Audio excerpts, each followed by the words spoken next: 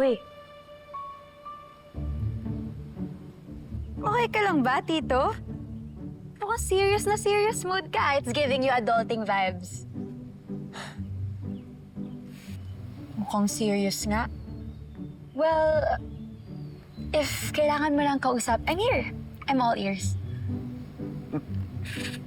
May nagawa ka na bang sobrang pinagsisihan mo pero di mo naman na mabago o mabawi? Marami. Lalo na tuwing nag-overspend ako sa add to cart ko.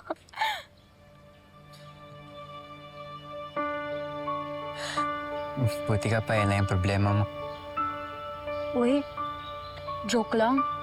Ito naman, oh. Of course, marami na akong nagawa na hindi ako proud. Kasi wala namang perfect na tao, diba? Pero, sabi nga nila, there are no mistakes in life. Only lessons to be learned. Kaya, kung ano man yung pinagsisisihan mo, ang importante, may natutunan ka at saka di mo nagagawin ulit. Kaya huwag ka nang magmukmuk dyan. Move on din.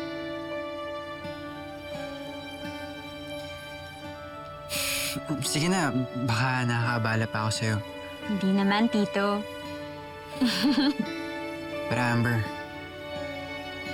salamat talaga. Sige.